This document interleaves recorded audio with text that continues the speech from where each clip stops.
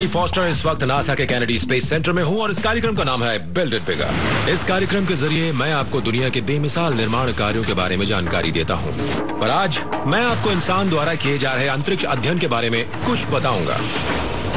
मुझे दुनिया की ऐसी इमारतों में प्रवेश की अनुमति मिली है जहाँ कुछ ही लोगों को जाने की इजाजत मिल पाती है। बहुत ही खास रियायत है। स्पेस शटल अपनी आखिरी उड़ानों में से एक के लिए तैयार किया जा रहा है। नासा के ऐतिहासिक अंतरिक्ष अध्ययन के इस कार्यक्रम को कॉन्स्टलेशन नाम दिया गया है। मैं उन इंजीनियरों से मिलूंगा जो अमेरिकी अंतरिक्ष कार्यक्रम को फिर से शुरू करने जा रहे हैं। एक बार फिर चांद पर उतरने की योजना है, फिर वहां से 5 करोड़ 60 लाख किलोमीटर दूर लाल ग्रह पर जाने का इरादा बनाया गया है, यानी मंगल पर। मतलब यह है कि इंसान सबसे ज्यादा बेरहम परिवेश से जूझने को अब तैयार है, यानी कि अंतरिक्ष से। इस वक्त दुनिया के 2 सबसे ऊंचे रॉकेट निर्माणाधीन हैं। तो इस समय हम लोग एरिस रॉकेट में हैं। अंतरिक्ष यात्री दुनिया के सबसे महंगे निर्माण कार्य का प्रशिक्षण ले रहे हैं। ये निर्माण कार्य ही है ना? ठीक कह रहे हैं। यानी कि स्पेस स्टेशन बन रहा है। बिल्कुल सही। अज्ञात इलाके में अन्वेषण करने के लिए एक वाहन तैयार किया गया है। क्या ये मंगल है? ये मंगल है। क्या उन्हें इस काम में कामयाबी मिलेगी? जैसा सोचा था वैसे ही काम किया। एक नई दुनिया की खोजबीन करने का सपना एक हकीकत बनता जा रहा है। तैयारी पूरी है, इग्निशन किया जा चुका है, यान चल दिया। सुबह के 7 बजे हैं। आप देख सकते हैं कैनेडी स्पेस सेंटर नासा में सूरज का उदय हो रहा है और जिसे मैं देखने जा रहा हूं वो दुनिया की सबसे जटिल मशीन कहलाती है। उस हैंगर में स्पेस शटल है। नासा में काम न करने वाला कोई इंसान इससे ज्यादा पास नहीं जा सकता है और वो एंडेवर है। इसे इसके आखिरी 3 अभियानों में से एक के लिए तैयार किया जा रहा है। सिर्फ 2 महीने बाद इसे अंतरिक्ष में भेजा जाना है। एंडेवर का रुख ऊपर किए जाने का वक्त आ गया है। 37 मीटर लंबे 91 टन वजनी इस यान को सिर्फ एक ही इमारत में खड़ा किया जा सकता है। मेरे पीछे देखिए, स्पेस शटल एंडेवर जिस इमारत में जा रहा है वो इस ग्रह की सबसे ऊंची इमारत है, व्हीकल असेंबली बिल्डिंग। प्रक्षेपण की जगह ले जाए जाने से पहले VAB यान का आखिरी पड़ाव है, इसलिए यहाँ बहुत ही कम लोगों को जाने की अनुमति दी जाती है। नासा के एक उच्च पदाधिकारी जो शटल के प्रक्षेपण का निर्देशन करते हैं मुझे यहाँ के बारे में बता रहे हैं। बहुत ही खास रियायत है। ये तो हम जानते हैं कि जो लोग नासा में काम नहीं करते वो स्पेस शटल के पास फटक भी नहीं सकते हैं। ये बहुत ही खूबसूरत मशीन है, वाकई बहुत ही शानदार मशीन है। देखिए मेरे सामने ही है एंडेवर। मुझे उम्मीद नहीं थी कि मैं ऐसा महसूस करूंगा। स्पेस शटल के इतना पास आ जाने से ही शरीर में सिहरन सी हो रही है। ये बहुत ही आलीशान मशीन है, बहुत ही शानदार। दर्जनों बार उड़ान भर चुकी है, फिर भी मुझे तो बिल्कुल नई सी ही नजर आती है। पिछले 28 वर्षों के दौरान शटल कार्यक्रम के अंतर्गत 100 से भी ज्यादा सफल अभियान किए जा चुके हैं। एक ग्लाइडर की तरह बनाए गए ये यान पृथ्वी की परिक्रमा करने के लिए बनाए गए थे। ऐसे मौके बहुत ही कम आते हैं जब इन्हें पृथ्वी से 560 किलोमीटर से ज्यादा ऊपर जाना पड़े और यही बात इन्हें सोचने के लिए मजबूर कर रही है। नासा अंतरिक्ष में सीमा से 1 लाख गुना ज्यादा दूर जाने की योजना बना रहा है। बरसों बाद वैज्ञानिक अंतरिक्ष अनुसंधान की एक महत्वाकांक्षी योजना बना रहे हैं और नाम दिया है कॉन्स्टलेशन। नए रॉकेट विकसित किए जा रहे हैं, नए प्रक्षेपण स्थल बनाए जा रहे हैं। ये सभी काम इस साहसिक अभियान को सफल बनाने के लिए किए जा रहे हैं। चांद पर एक स्थायी आधार शिविर बनाना चाहते हैं, मंगल ग्रह पर इंसान पहुंचाना चाहते हैं। अंतरिक्ष में नई दुनिया की तलाश की 20 वर्षीय योजना वाकई महत्वाकांक्षी है। 230 अरब डॉलर खर्च करने का प्रावधान है, पर सबसे बड़ी चुनौती तो नए अंतरिक्ष यान डिजाइन करने की है, जो पिछले 40 वर्षों में नहीं किया गया है। ये काम करने के लिए इंजीनियरों को अतीत का सहारा लेना पड़ रहा है। नासा के अंतरिक्ष यान 2 डिजाइनों में बनाए जाते हैं, कुछ शटल हैं और कुछ रॉकेट। ये सैटर्न 5 रॉकेट है, अब तक का बनाया गया सबसे लंबा रॉकेट। लंबाई है 111 मीटर। इस रॉकेट के डिजाइन की खासियत है कि अंतरिक्ष यात्री रॉकेट के सबसे ऊपर के हिस्से में होते हैं। प्रक्षेपण के दौरान वो ईंधन और बूस्टर से दूर होते हैं, जीवन को खतरा नहीं होता। लेकिन इस प्रणाली की अपनी समस्याएं हैं। कैप्सूल को छोड़ तकरीबन पूरा ही रॉकेट प्रक्षेपण के दौरान नष्ट हो जाता है।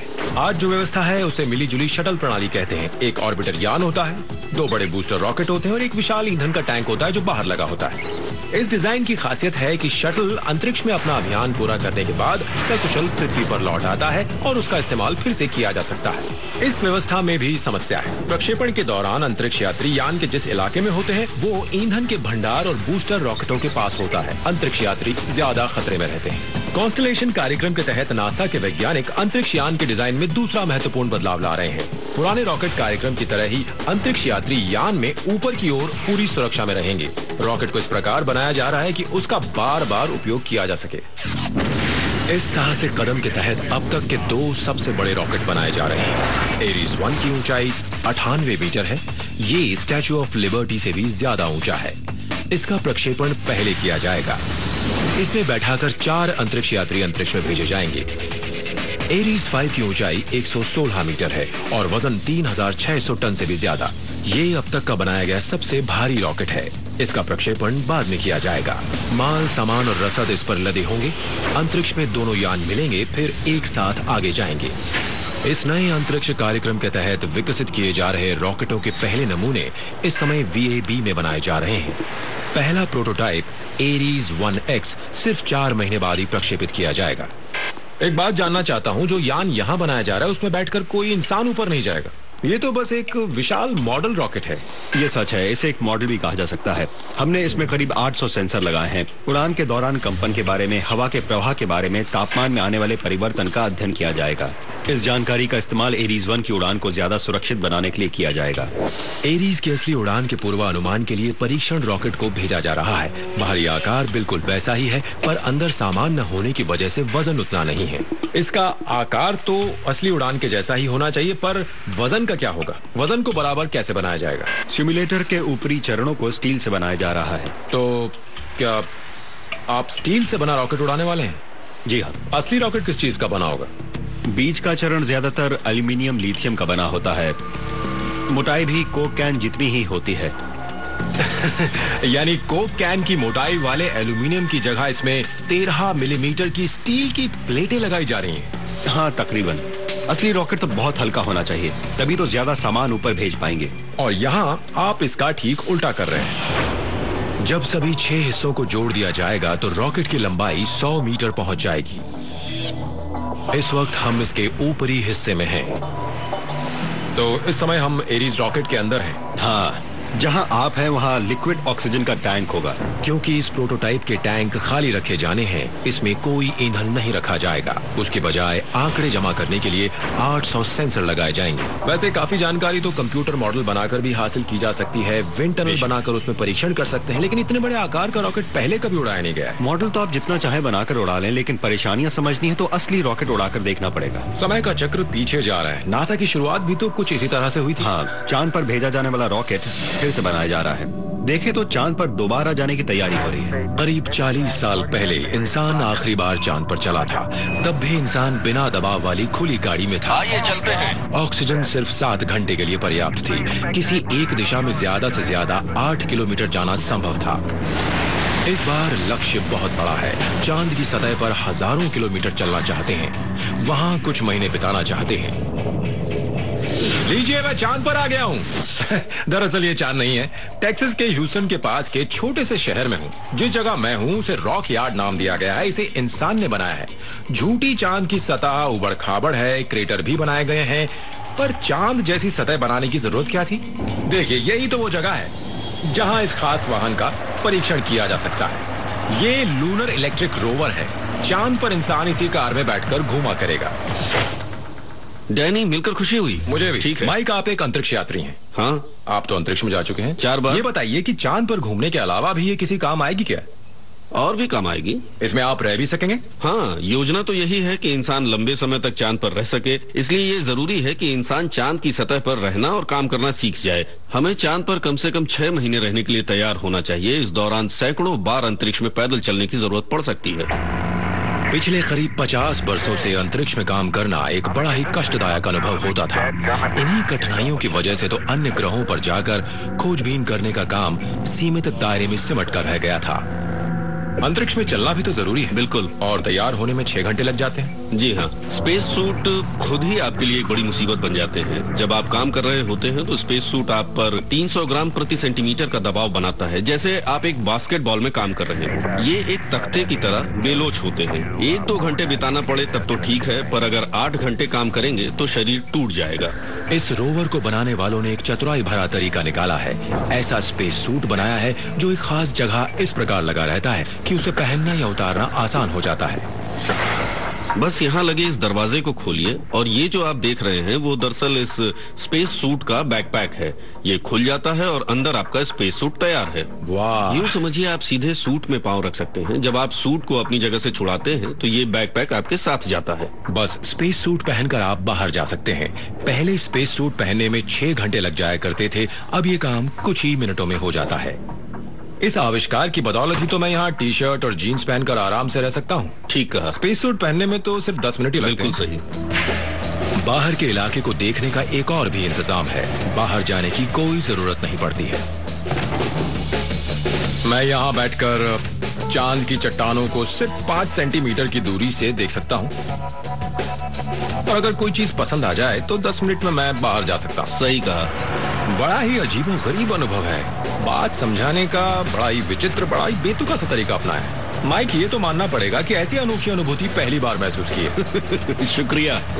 दूसरे ग्रहों के दुर्गम इलाकों में चलाए जाने लायक इस रोवर में सेना के द्वारा काम में लाए जाने वाले Humvee से 10 गुना ज्यादा ताकत है। ये चले हम लोग। ये तो चल रही है, वाकई चल रही है। हम क्रेटर के बीच से जा रहे हैं। ये देखिए। अब हमें क्रेटर के बीच से निकलेंगे।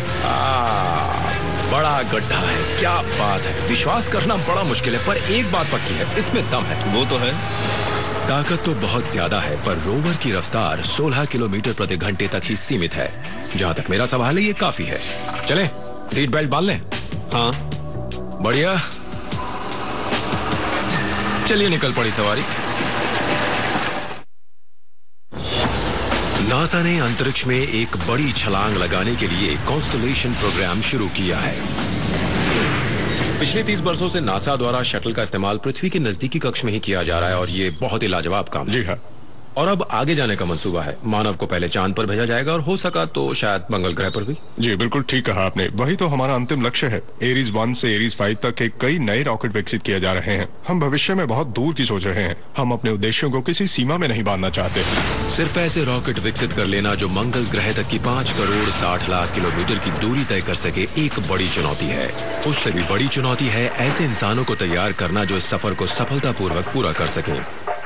इस वक्त मैं NBL में हूँ, यानी न्यूट्रल बॉयंसी लैब, और ये इस ग्रह का सबसे बड़ा आंतरिक स्विमिंग पूल है। 31 मीटर चौड़ा, 62 मीटर लंबा और 12 मीटर गहरा। मजे की बात यह है कि ये पूल तैरने के लिए नहीं बनाया गया है। इस पूल में अंतरिक्ष यात्रियों को अंतरिक्ष में रहने का प्रशिक्षण दिया जाता है। नासा द्वारा अंतरिक्ष में स्थापित किए जाने वाले स्थायी आवास इंटरनेशनल स्पेस स्टेशन में रहने के लिए अंतरिक्ष यात्रियों को पृथ्वी पर प्राथमिक प्रशिक्षण NBL में ही दिया जाता है। कुछ महीनों बाद ही अंतरिक्ष यात्रियों को स्पेस स्टेशन भेजा जाना है। प्रशिक्षण आखिरी दौर में है। जब आप स्पेस स्टेशन पर होते हैं तो क्या गुरुत्वाकर्षण का असर नहीं के बराबर होता है? बिल्कुल ऐसा ही अनुभव होता है, बस ये गोताखोर और पानी वहाँ नहीं होते। NBL के पूल में ऑक्सीजन की मात्रा कम मिल पाने के कारण बाह्य अंतरिक्ष जैसा शून्य पैदा हो जाता है। पूल में अंदर जाने वाले अंतरिक्ष यात्रियों के लिए स्पेस सूट पहनना अनिवार्य है। आप जो देख रहे हैं वो कोई नमूने का स्पेस सूट नहीं है, वो असली है, जिसका इस्तेमाल 2 महीने बाद स्पेस स्टेशन जाते वक्त ये अंतरिक्ष यात्री करेंगे। हे भगवान, ये तो सलामी भरी जा रही है इसमें। इसे पहनना बड़ा मुश्किल काम। जी हाँ, बहुत तकलीफदेह प्रक्रिया है। तो उन्होंने स्पेस सूट पहन लिया है। हाँ। कैसा महसूस कर रहे होंगे वो? इस वक्त तो वो बड़े मजे में हैं। लग तो नहीं रहा कि वो मजे में है। ऐसे मजे तो मैं पहली बार देख रहा हूँ। उन्हें क्रेन से उठाकर पूल में ले जाया जा रहा है। बहुत ही मुश्किल हालात हैं। अंतरिक्ष में जाकर स्पेस स्टेशन पर काम करने के लिए किए जाने वाले प्रशिक्षण का आखिरी चरण चल रहा है। वो जा रहे हैं पानी में। डैनी ने मुझे बाय किया है। कमाल की बात है। पानी में प्रवेश के बाद आपको अपने वजन का एहसास नहीं होता, पर यह प्रशिक्षण सिर्फ ये एहसास दिलाने तक सीमित नहीं है।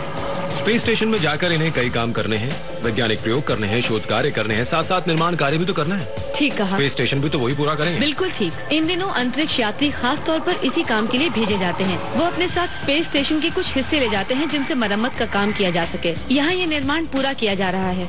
10 साल से निर्माण कार्य चल रहा है। स्पेस स्टेशन बनाने पर अब तक 157 अरब डॉलर खर्च किए जा चुके हैं। ये दुनिया की सबसे महंगी परियोजना है और अभी सिर्फ 80% काम ही पूरा हो पाया है। जब ये अंतरिक्ष यात्री स्पेस स्टेशन की कक्षा में पहुंचेंगे तो वो नासा के लिए सबसे मुश्किल काम करेंगे, अंतरिक्ष में निर्माण कार्य। दबाव वाले स्पेस सूट में 8 घंटे काम किया जाएगा। जरा सोचिए, हाथ से कोई औजार छूट जाए तो आप हमेशा के लिए उसे खो बैठते हैं। पृथ्वी से 400 किलोमीटर ऊपर कोई हार्डवेयर स्टोर तो है नहीं, इसलिए नासा हर 3 महीने बाद साथ सामान भेजता रहता है। ऊपर भेजा जाने वाला हर उपकरण, हर औजार, अंतरिक्ष यात्रियों की जरूरत का हर सामान इसी जगह तैयार किया जाता है। और आज हम देखेंगे कि पृथ्वी से बाह्य अंतरिक्ष में कैसे साथ सामान भेजा जाता है। स्पेस स्टेशन का वातावरण नियंत्रित है, सील किया हुआ है। जो भी कूड़ा करकट वहां पहुंच जाएगा हमेशा वहीं स्पेस स्टेशन में रहेगा। इसीलिए तो हमने ये साफ सुथरे बॉडी सूट पहने हैं। जिस चीज में ये माल असबाब भेजा जाएगा उसे स्पेस स्टेशन जाने वाली मालगाड़ी कह सकते हैं। ये MPLM है, यानी मल्टीपर्पस लॉजिस्टिक मॉड्यूल। तो अंदर से ये इकाई ऐसी दिखती है जी जो कि अंतरिक्ष में जाएगी। हाँ सही है। ये तो मानना पड़ेगा इसमें बहुत जगह है। क्या हम अंदर जा सकते हैं? क्यों नहीं। कई बार जब मैं सामान भेजता हूँ, ऐसा सामान जो टूट सकता है जैसे कांच का सामान, तो लिखता हूँ कि सावधानी से उठाइए जी। और वो हमेशा टूट जाता है। हमसे पैक कराए कीजिए। ठीक कह रहे हैं।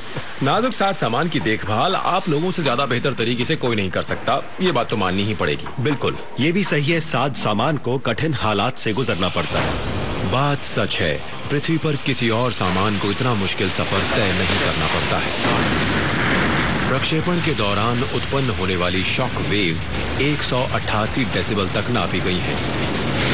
इतने तेज धमाके से अंतरिक्ष यान तक फट सकता है। उसके बाद उड़ान शुरू होती है। तकरीबन 8.5 मिनट में रफ्तार 27,000 किलोमीटर प्रति घंटा से भी ज्यादा हो जाती है। इस कठिन सफर को पूरा करने के बाद यान अंतरिक्ष के बेरहम परिवेश में प्रवेश करता है।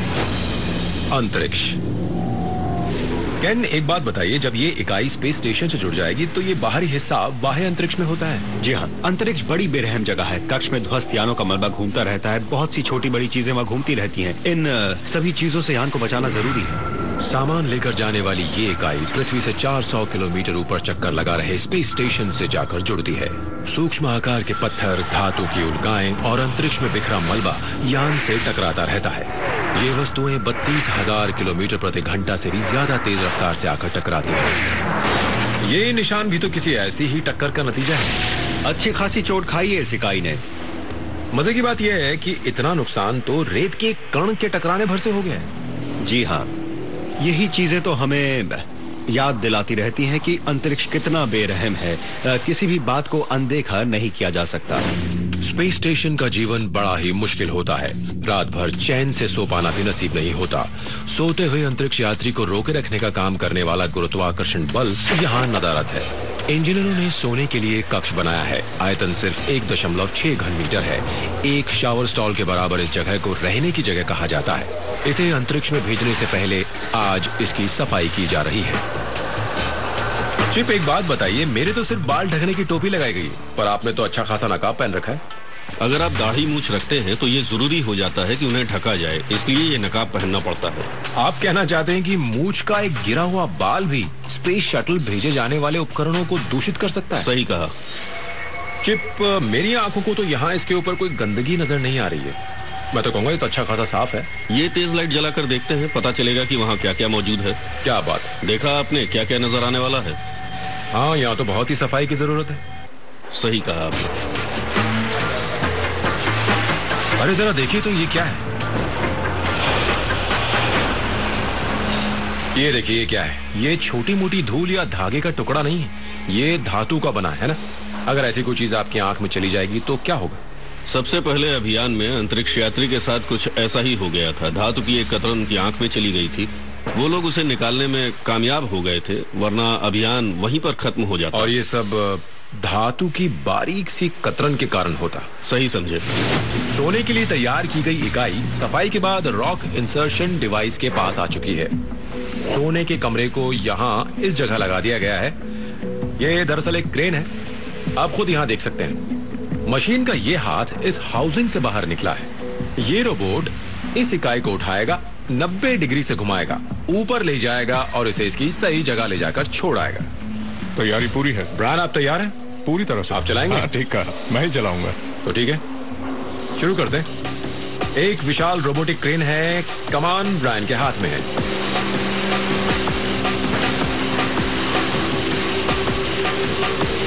ब्रायन, ये रफ्तार ठीक है? जी हाँ, ये हाई है। ये हाई स्पीड हाई है। स्लो है, हाई स्लो, और अब ये लो स्लो है।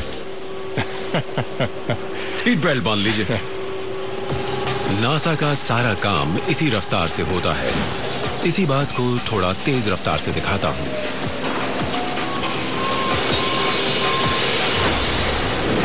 अब इसे अंदर ले जाकर दीवार से सटाकर रख देना है। उस जगह ले जाना है जहां इस वक्त ब्रायन है, तो इसे थोड़ा घुमाना पड़ेगा। थोड़ा और, बस थोड़ा सा, बस रत्ती भर और। अब इस इकाई को MPLM के साथ इन धातु के बने स्ट्रट्स की मदद से कस दिया जाएगा ताकि ये अंतरिक्ष तक के मुश्किल सफर में सुरक्षित रहे। जगह पर पहुंच गया है। तो इस इकाई को स्ट्रट द्वारा दीवार से जोड़ दिया गया है। जी हाँ। क्या नासा का एक बहुत पुराना सपना है। वो मानव को मंगल ग्रह पर उतारना चाहते हैं। सपना पूरा करने का प्रयत्न शुरू हो गया है। इस सफर के पहले पड़ाव की तरह मानव को चांद पर उतारा जाएगा। इस योजना को सही परिप्रेक्ष्य में देखना जरूरी है। चांद हमारी पृथ्वी से सिर्फ 3,86,000 किलोमीटर दूर है। एक रॉकेट को चांद तक पहुंचने में 3 या 4 दिन लगेंगे। अब इस बात पर ध्यान दीजिए कि मंगल ग्रह पृथ्वी से 5,60,00,000 किलोमीटर की दूरी पर है। 4 दिन का सफर 9 महीने में बदल जाएगा। दूरी बहुत ज्यादा है, मुश्किल चुनौती है। इसके अलावा भी एक और बात है, आपका लक्ष्य भी स्थिर नहीं है। पृथ्वी और मंगल अपनी अपनी कक्षा में सूरज का चक्कर लगा रहे हैं और दोनों की रफ्तार भी अलग है। नासा को अपना रॉकेट वहां नहीं भेजना है जहां मंगल आज है। रॉकेट को उस जगह पहुंचना चाहिए जहां मंगल 9 महीने बाद होगा। और यही रॉकेट विज्ञान कहलाता है। वैज्ञानिक शक्तिशाली रॉकेट बनाने का काम कर रहे हैं। कुछ इंजीनियर यान का सबसे महत्वपूर्ण हिस्सा ओरायन क्रू कैप्सूल बना रहे हैं।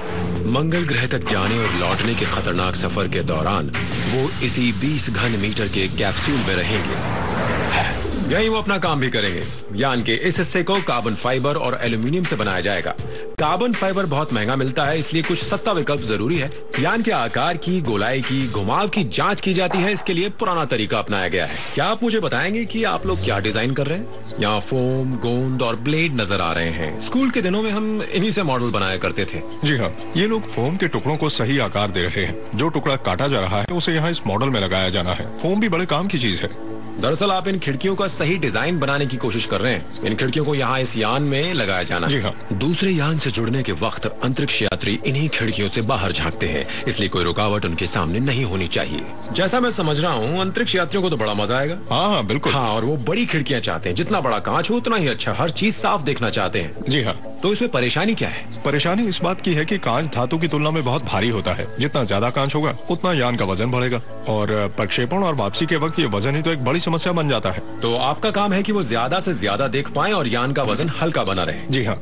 आप जो फोम का टुकड़ा काट रहे हैं उसे खिड़की के ठीक बाहर इस जगह लगाया जाना है। समझ गया। दरअसल ये तो लाइन पर काटिए। लाइन पर काटो। हाँ। क्या ये स्वचालित तरीके से नहीं किया जा सकता? कंप्यूटर की मदद लेने से क्या बेहतर काम हो सकता है? हाँ, पर महंगा पड़ता है। ब्लेड का इस्तेमाल करने से काम काफी सस्ते में हो जाता है। तकनीक उपलब्ध है, नासा के पास बजट की कमी नहीं है, पर ये सस्ता सीधा काम है, जल्दी हो जाता है। तो क्या कुछ लगा कर देखें? ठीक है। आपने तो पूरे आकार का नमूना बनाया है। असली कैप्सूल भी तो ऐसा ही दिखने वाला है। जी हाँ। इस टुकड़े को दरअसल इस जगह लगाया जाना है। सवाल यह है कि क्या इस दीवार की मोटाई वाकई अंदर बैठे चालक के देखने में कोई रुकावट खड़ी करेगी या नहीं? ठीक है, ठीक है। हम यहाँ खुद आ गए हैं और मैं देखने की कोशिश कर रहा हूं कि यान को चलाते हुए क्या मैं उस स्पेस स्टेशन से जोड़ पाऊंगा। क्या कहते हैं, कैसा दिख रहा है? इस वक्त तो सिर्फ इतना कह सकता हूँ कि खिड़की से बहुत कुछ दिखाई देता है, काफी कुछ देख पा रहा हूँ, फिर भी ठीक से बता नहीं पाऊंगा। पता नहीं अंतरिक्ष में वहाँ क्या दिखाई देगा। कोई फैसला नहीं किया जा सकता। हाँ, मुश्किलें आ सकती हैं और प्रयोग करने पड़ेंगे। हाँ, करने तो पड़ेंगे।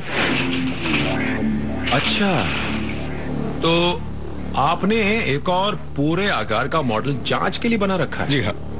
इस बार यहाँ असली स्क्रीन लगाए गए हैं, यान चलाने की स्टिक्स भी असली हैं, तो इस तरह से आखिरी फैसला लिया जाता है। यहाँ पता चलेगा कि वो टुकड़ा जो खिड़की के पास लगाया था वो देखने में रुकावट बन रहा है या नहीं। खुद देख लीजिए। ठीक है, सीट बेल्ट बांध ली है, यान मेरी कमान में है, उड़ान शुरू हो चुकी है। वो देखिए, हमने कैनेडी स्पेस सेंटर छोड़ दिया है, अब हम पृथ्वी छोड़ रहे हैं। हम बाह्य अंतरिक्ष में आ गए हैं। जरा वहां देखिए, पृथ्वी है और वो ब्रुकलिन है, वहीं तो मैं रहता हूँ। ये कोई ऐसा वैसा सिमुलेशन नहीं है। खिड़की का आकार सही है, दीवार की मोटाई सही है, ये कांच इसी तरह इस्तेमाल किया जाएगा। अंतरिक्ष यात्रियों को यही नजारा देखने को मिलेगा। इस सिमुलेटर की मदद से उन मुश्किलों का पता चलेगा जो ओरायन कैप्सूल के स्पेस स्टेशन से जुड़ते वक्त सामने आएंगी। इस वक्त हम इंटरनेशनल स्पेस स्टेशन के सामने पहुंच गए हैं, लेकिन यान जोड़ने का काम तो मुझे अपनी आंखों के भरोसे ही करना पड़ेगा। आंखों का इस्तेमाल कीजिए और यान को आगे बढ़ाइए। दरअसल यान को जोड़ने का स्थान बड़ी मुश्किल से नजर आ रहा है। जी हाँ, काम तो मुश्किल है। और अब आप वो टुकड़ा देख सकते हैं जिसे दरअसल आप ही ने काटा था। क्या वो देखने में रुकावट पैदा कर रहा है? थोड़ी रुकावट तो है ना? यान सही दिशा में जा रहा है? तकरीबन एक सीध में है, बस 3 मीटर की दूरी है। बस पहुंच गए। बस 1.5 मीटर और। बस पहुंच गए। जी हाँ, पहुंच गए। आखिर हम पहुंच गए हैं, जुड़ गए। अब सवाल यह है कि क्या वहां जुड़ते समय इस खिड़की पर लगाया गया उस टुकड़े की वजह से देखने में रुकावट आई या नहीं? आप बताइए। मुझे भी नहीं पता। आपको फिर से शुरुआत करनी पड़ेगी। क्या बात है। अब मैं आपको वापस पृथ्वी पर ले चलता हूँ। ठीक है। की ओर लौटने के दौरान ही ओरायन को सबसे कठिन चुनौतियों का सामना करना पड़ता है। पृथ्वी के वातावरण में प्रवेश के दौरान 1650 डिग्री सेंटीग्रेड के तापमान को सहन करना पड़ता है। पिछले 30 वर्षों से स्पेस शटल को इस समस्या से जूझना पड़ रहा है। नासा का ऑर्बिटर इस तरह बनाया गया है कि बाह्य अंतरिक्ष के 0 से 157 डिग्री कम तापमान से पृथ्वी के वातावरण में फिर प्रवेश करने के दौरान पैदा होने वाले 1650 डिग्री सेंटीग्रेड के तापमान को सहन कर सके। शटल को तापमान में होने वाले इस भारी फेरबदल से बचाने के लिए 24,000 टाइलें लगाई जाती हैं। ये टाइलें आखिर करती क्या हैं?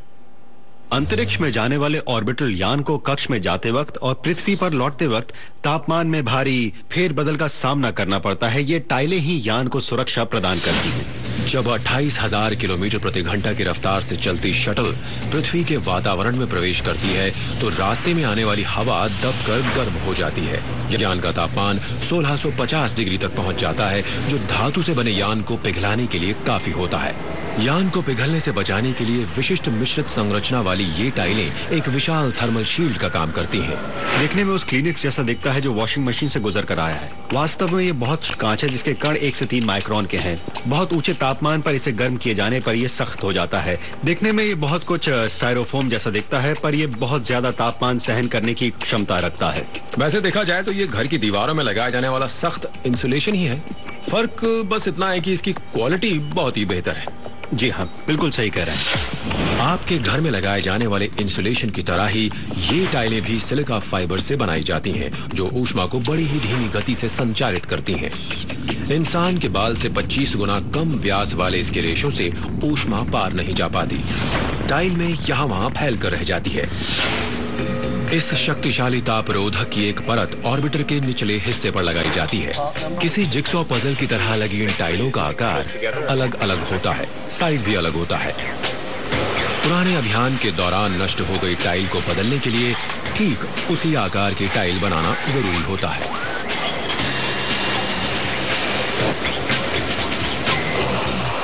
तो क्या एक बड़े गुटके को तराश कर उस टाइल का सही आकार प्रकार देना पड़ता है? बिल्कुल सही। अब इस नई टाइल का क्या किया जाएगा? इसे यहाँ से ले जाकर इस पर बोरोसिलिक 8 ग्लास कोटिंग की जाएगी। सिरेमिक पेंट की 13 परतें चढ़ाई जाती हैं, जो फोम की टाइल को सील कर देती हैं और नुकसान से बचाती हैं। अब मैं इसे यहाँ रख रहा हूँ।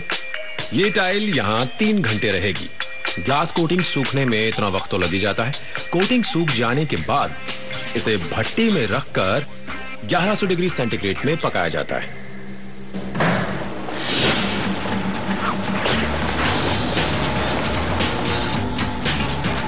चलिए, तो हम इसे अंदर रख देते हैं और इन्हें जिन पर ग्लास कोटिंग हो चुकी है बाहर निकाल लेते हैं। सावधानी से, कोटिंग बचा। सावधानी। जिस इंसान ने आंद्रे द जायंट के ग्लव्स पहन रखे हो वो क्या सावधानी बरतेगा और क्या किसी को बचाएगा? मैं मजाक नहीं कर रहा हूं।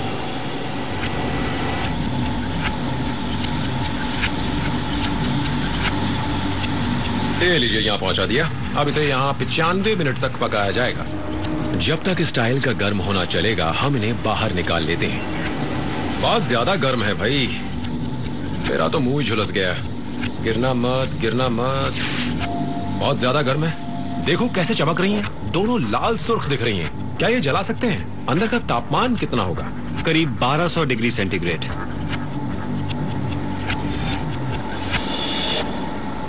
विश्वास नहीं हो रहा है, जरा देखिए। अंदर का तापमान 1100 डिग्री सेंटीग्रेड से ज्यादा है और अभी हाल ही में ओवन से निकाला है और मैं इसे हाथ में पकड़ सकता हूँ। मेरे कहने का मतलब है कि इसीलिए तो ऑर्बिटर वो काम कर पाता है जिसे करने के लिए उसे बनाया गया है। जो गर्मी सतह पर लगी टाइलों को झेलनी पड़ती है वो यान में सवार लोगों तक नहीं पहुंच पाती है। गर्मी सहन करने की अपार क्षमता है इन टाइलों में, पर इन्हें हाथ से चूर चूर किया जा सकता है। अगर टाइलों को कोई नुकसान हो जाए तो ऑर्बिटर को लौटते समय खतरों से जूझना पड़ेगा। ये लीजिए, असली टाइल है ये, शटल में लगाए जाने के लिए तैयार है। बड़ी सावधानी पूर्वक इसे काटा, तराशा, रंगा और पकाया गया है। जांचने परखने के बाद इस पर मार्का भी लगा दिया है। ये लगाए जाने के लिए तैयार है। और इस टाइल का अगला पड़ाव है बाहरी अंतरिक्ष। नासा का स्पेस शटल कार्यक्रम आधिकारिक तौर पर 2010 से काम करना बंद कर देगा। नया एरीज रॉकेट कार्यक्रम 2015 के पहले तैयार नहीं हो पाएगा। मतलब ये हुआ कि बीच के करीब 5 साल तक नासा अपने अंतरिक्ष यात्रियों को जरूरी साथ सामान को स्पेस स्टेशन तक नहीं भेज पाएगा। ये एक बड़ी समस्या है, पर शायद इसका समाधान भी मिल गया है। कैनेडी स्पेस सेंटर से सिर्फ 5 किलोमीटर की दूरी पर स्थित एक निजी कंपनी स्पेस एक्स नासा की मदद को आगे आई है। वो अपने रॉकेटों से स्पेस स्टेशन तक साथ सामान पहुंचाएंगे। जरूरत पड़ने पर वो अंतरिक्ष यात्रियों को भी ले जा सकते हैं। तो आप ऐसी पहली निजी कंपनी बन जाएंगे जो नासा के अंतरिक्ष यात्रियों के लिए साजो सामान लाने ले जाने का काम करेगी। ठीक है। अगर वो आपके रॉकेटों का इस्तेमाल ना करें तो उन्हें रूस से मदद लेनी पड़ेगी। जी हाँ, लेकिन वो तो आज एक बड़ा ही महंगा सौदा होगा। सोयूज रॉकेटों के जरिए नासा के अंतरिक्ष यात्रियों को स्पेस स्टेशन तक ले जाने के लिए रूस $5 करोड़ मांग रहा है, लेकिन स्पेसएक्स ये काम इससे आधे दाम पर करने का दावा करती है, काम करने के कुशल तरीकों और सीधे साधे लॉन्च पैड का इस्तेमाल करके। देखिए ब्रायन, मैं नासा होके आया हूँ। आपका लॉन्च पैड उनके लॉन्च पैड जैसा नहीं दिखता है। बिल्कुल सही है, हम अपने इस तरीके को क्लीन पैड कहते हैं। यहाँ नासा जैसा बड़ा लॉन्च टावर नहीं है, गोल घुमाई जा सकने वाली वो इमारत, उसमें मौजूद रहने वाला तामझाम, यहाँ तो कुछ भी नहीं है। ये तो खाली पैड नजर आ रहा है। क्या पूरी तैयारी हैंगर में ही की जाती है? कुछ घंटों में सब तैयारी हो जाती है और बस रॉकेट को उड़ा देते हैं। यानी कह सकते हैं कि काम करने का सस्ता और सुंदर तरीका है। शर्तिया तौर पर सस्ता और सुंदर है। प्रक्षेपण से पहले सबसे महत्वपूर्ण काम जो स्पेसएक्स को करना होता है वो है रॉकेट में ईंधन भरने का। ऐसे इंतजाम किए गए हैं कि 1 घंटे में ये काम पूरा हो जाता है। मेरे पीछे आप उस गोल लॉक्स टैंक को देख सकते हैं। बहुत ठंडी तरल ऑक्सीजन उसमें रखी जाती है। रॉकेट को शक्ति देने वाला ये एक महत्वपूर्ण घटक है। स्पेसएक्स वाले दावा करते हैं कि वो सिर्फ 30 मिनट में रॉकेट में ईंधन भर सकते हैं। ऐसा करने के लिए हर मिनट 7200 लीटर तरल ऑक्सीजन यहाँ से लॉन्च पैड तक पहुंचानी होगी। पंप तक बिजली एक बहुत बड़े केबल के जरिए पहुंचाई जाती है। बदकिस्मती से ये केबल सही जगह पर नहीं लगा है। तरल ऑक्सीजन के टैंक से रॉकेट तक ईंधन पंप करने के लिए बिजली जिस सब स्टेशन से आती है वो लॉन्चिंग पैड के उस ओर है। ये केबल प्रक्षेपण के दौरान रॉकेट से निकलने वाली उन लपटों के ठीक नीचे स्थित है जिनका तापमान 1100 डिग्री सेंटीग्रेड से ज्यादा होता है। केबल को बचाने के लिए उसे जमीन में दफन करना जरूरी है। लॉक्स टैंक से लॉन्च पैड तक की दूरी बहुत ज्यादा है। केबल बहुत भारी है। एक जगह से दूसरी जगह तक खींच कर ले जाना उसे व्यावहारिक नहीं है। जी हाँ, काट दिया है। काट कर बीच में जोड़ लगाएं। एकदम सही। बदकिस्मती से जिस बीच की आप बात कर रहे हैं वो तो बड़ी बुरी जगह है। सुरक्षित तो है? जी हाँ, पूरी तरह सुरक्षित है। मेरे पास अपना खुद का ऑक्सीजन मीटर है। मैं उस गड्ढे में जहरीली गैसों की मौजूदगी और ऑक्सीजन की उपलब्धता की जांच करता रहता हूँ। बढ़िया। तो हमारे पास अपना खुद का ऑक्सीजन मास्क है। क्या ये छोटी सी चीज इतना कुछ कर सकती है? ठीक है, आप आगे जाइए। बताइए ब्रायन, क्या हम सुरक्षित हैं? सब ठीक है। अच्छा ब्रायन, जरा अपना मीटर देखिए, कैसा लग रहा है? बहुत अच्छा, 20.9। और आप कितनी है? ठीक उतने ही। अच्छी बात है, तो मैं भी नीचे आता हूँ ब्रायन। हे भगवान, ये तो मैट्रिक्स फिल्म का कोई सीन लग रहा है। सीढ़ी ऊपर लो। तो ब्रायन, हमें इन तारों ने घेर लिया है। ये तो सब बिजली के तार हैं। जी हाँ। इनमें से किन किन तारों में बिजली बह रही है इस वक्त? ज्यादातर तारों में से। सच? जी हाँ। सब में बिजली है? जी हाँ। 10,000 वोल्ट की बिजली इन तारों में से बह रही है, सिर्फ इस 25 मिलीमीटर के तांबे के तार को छोड़कर। इसी तार में जोड़ लगाया जाना है। तो ब्रायन, काम की बात यही है, वो नारंगी तार। जी हाँ। और इसे हम उस नारंगी तार से जोड़ेंगे। उसी से। तो शुरू करते हैं। जोड़ इस टर्मिनल से लगाया जाएगा। अब इस पर दबाव डाला जाएगा। तो अब इसे क्रिम्प करेंगे। जी हाँ, स्क्रिम्पिंग टूल से। जरा देखिए, मैं आपकी मदद करता हूँ। जरा देखिए तो, क्या सभी क्रिम्पिंग टूल इतनी आवाज करते हैं? ऐसा लग रहा है कि मानो मैं आपकी जान ले रहा हूं। ये हो गया। अब देखिए यहाँ। चलिए अब दूसरा टर्मिनल लगाते हैं। चलिए, ये रहा दूसरा टर्मिनल। अब इसे यहाँ रख दीजिए ब्रायन। ये रहा। हाँ देखो, टर्मिनल लगा दिया है। आसान काम था। क्यों नहीं। मजा आ रहा है ना? अब देखिए, 2 अलग अलग तार थे, अब उन्हें जोड़ दिया गया है। 2 तारों का मिलन है। ब्रायन, बस 2 आसान से सवाल। पहला ये कि ये प्रोपेन टॉर्च मेरे हाथ में क्या कर रही है, और दूसरा ये कि ये मूछें कब से बढ़ाई हैं आपने? करीब 20 साल से। बढ़िया जवाब था, और मूछ भी बहुत बढ़िया है। ठीक है, अब इस प्रोपेन टॉर्च से क्या करना है? हमें इस श्रिंक स्लीव को गर्म करके इन टर्मिनल पर चढ़ाना है। ऐसा करने से ये सील हो जाएंगे, बाहरी वातावरण का इन पर असर नहीं होगा। ये चेंबर जमीन के नीचे बना है, निचला इलाका है, पानी भर जाता है। यहाँ पानी भर जाने के बाद भी ईंधन भरने वाले पंपों को बिजली मिलती रहनी चाहिए, इसीलिए तो इन्हें सील करके सुरक्षित बनाया जा रहा है। बिल्कुल सही समझा आपने। ठीक है, लेकिन इतनी सीमित जगह में प्रोपेन टॉर्च का इस्तेमाल करना खतरनाक हो सकता है। हमें अपने ऑक्सीजन मीटर पर कड़ी नजर रखनी पड़ेगी। जैसे ही मैं इस टॉर्च को जलाऊंगा, इस जगह की ऑक्सीजन जलना शुरू हो जाएगी। ठीक कहा। एक बात और है कि ये टॉर्च फट भी सकती है, विस्फोटक उपकरण जो है। बिल्कुल ठीक। मैं एक ऐसी जगह हूँ जहाँ विस्फोटक गैसें भी हो सकती हैं। ये भी बिल्कुल सही। इसीलिए तो हमारे पास ये मीटर है। ये तो 0 बता रहा है। ठीक, इसका मतलब हम सुरक्षित हैं। समझ का फेर है ब्रायन, समझ का। जरा यहाँ ऊपर देखिए, साफ दिख रहा है कि स्लीव सिकुड़ रही है। जरा देखिए, बढ़िया सील लगाइए। बढ़िया काम किया। तो आपको लगता है कि इस जोड़ से पानी नहीं घुस पाएगा? जरा भी नहीं। इस जोड़ ने इतना तो पक्का कर दिया है कि लॉक टैंक में रखा ईंधन बड़ी शीघ्रता से लॉन्च पैड पर रखे रॉकेट में भरकर उसे अंतरिक्ष में भेजने का काम बिना किसी रुकावट के होता रहेगा। क्या आप हम यहां से बाहर निकल सकते हैं? हाँ, बिल्कुल जा सकते हैं। नासा द्वारा नए रॉकेट बनाए जा रहे हैं, प्रक्षेपण की नई तकनीक अपनाई जा रही है, नए रोवर विकसित किए जा रहे हैं, लेकिन बाहरी अंतरिक्ष में खतरे उठाने का काम इंसान ही करता है। अंतरिक्ष में वही लोग जाते हैं जो खतरे उठाने को तैयार होते हैं। आप 4 बार अंतरिक्ष में गए हैं। जी हाँ। पृथ्वी की परिक्रमा की है। जी हाँ। आपने स्पेस स्टेशन के निर्माण में मदद की है, स्पेस वॉक भी कर चुके हैं। जी हाँ। पर चांद की सतह पर आप चल नहीं पाए थे। वही तो मेरा अंतिम लक्ष्य था। अंतरिक्ष में जाना तो इंसान की नियति है। मेरा कहना है कि एक दिन पृथ्वी तो रहेगी नहीं, हमारा भविष्य तो अंतरिक्ष में ही निहित है। हम सभी को एक एक छोटे कदम उठाना है। इंसानियत के प्रति यही हमारा योगदान होगा। अंतरिक्ष में अनुसंधान करने वालों को बहुत बड़ी कुर्बानी देनी पड़ती है। एक छोटी सी सीमित जगह में बैठ लंबा सफर तय करना पड़ता है। जितने भी अंतरिक्ष यात्रियों को अंतरिक्ष में जाने का मौका मिला है, उन सभी ने इस उड़ान का कम से कम 2 साल का प्रशिक्षण लिया है। हेनरी, इस दीवार पर जितनी भी तस्वीरें लगी हैं, क्या वो शटल के चालकों की हैं? यही सच है। यही लोग हैं जिन्होंने यहाँ आपके पास प्रशिक्षण लेने के बाद अंतरिक्ष की यात्रा भी की है? ये भी सच है। ये दुनिया के कुछ सबसे ज्यादा प्रतिभाशाली, सबसे ज्यादा प्रशिक्षित, सबसे ज्यादा दिलेर लोगों की तस्वीरें हैं। हाँ, ये लोग सर्वश्रेष्ठ हैं। सच यह है कि अंतरिक्ष यात्री बनने के लिए तकरीबन हर कोई आवेदन दे सकता है। ये भी सच है कि कामयाबी सिर्फ आधा फीसदी लोगों को ही मिल पाती है। अब तक सिर्फ 321 लोगों को ही यह सम्मान मिल पाया है। नौसेना की चयन प्रक्रिया सील से भी ये ज्यादा कठिन है। दुनिया के सबसे कठिन अभियान के लिए इन लोगों को कैसे प्रशिक्षित किया जाता है? मैं तो यही कहूँगा कि ये सभी लोग शांत, ठंडे, सधे स्वभाव के। वाकई? हाँ, सब के सब। मतलब इनका मनोबल फौलाद का है। हाँ, बिल्कुल सही कहा।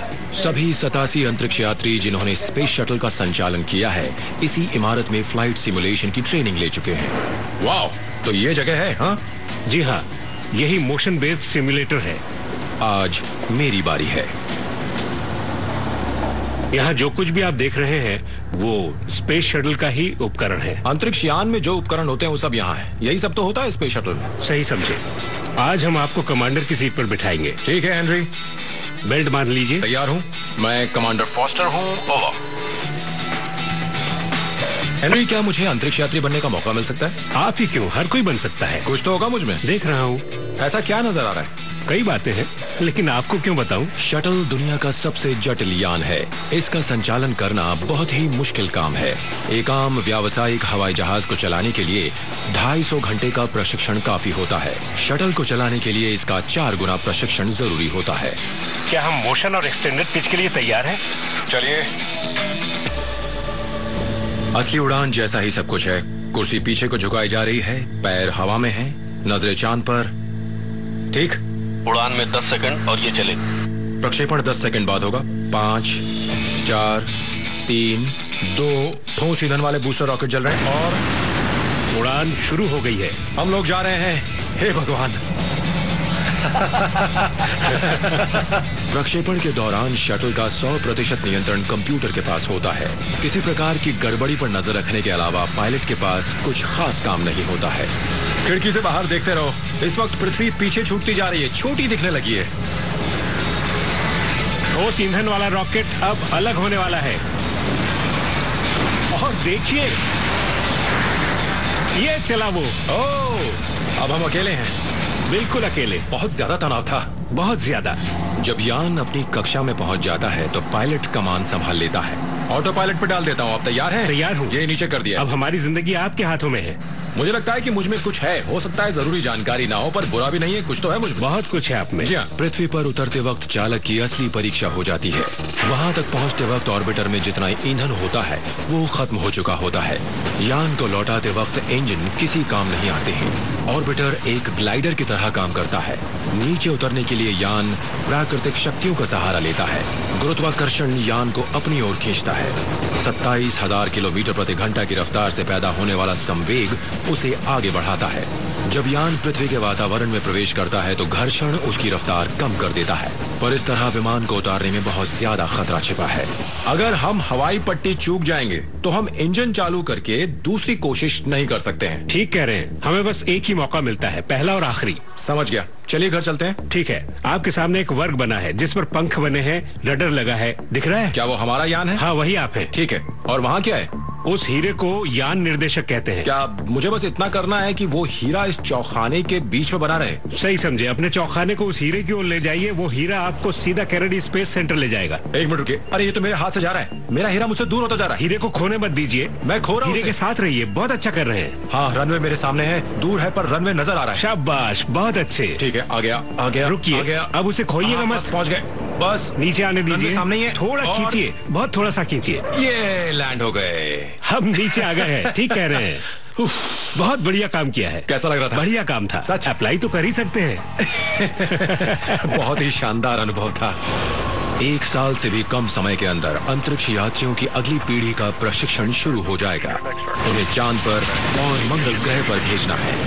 नासा के लिए ये एक नया अध्याय होगा। इंसान अपना अगला बड़ा कदम उठाने जा रहा है। यही तो असली अन्वेषण का काम है। सच कह रहे हैं। अनजान के बारे में जानना तो इंसानी फितरत है। हम पूरी जिंदगी यही तो करते रहते हैं और नासा तो अनुसंधान के लिए ही बना है। ये रॉकेट तो हमें आगे ले जाने का एक जरिया है। हम तो अपने हौसले की बदौलत जहाँ चाहें पहुँच सकते हैं। एरीज रॉकेट की मदद से ये लोग ऐसा कुछ करना चाहते हैं जो आपने वैज्ञानिक कहानियों में ही पढ़ा है। यहाँ इस लॉन्च पैड पर काम करने वाले इंजीनियर, आर्किटेक्ट, डिजाइनर और बिल्डर को तो सफल होना ही है। ये इंसान को न सिर्फ चांद पर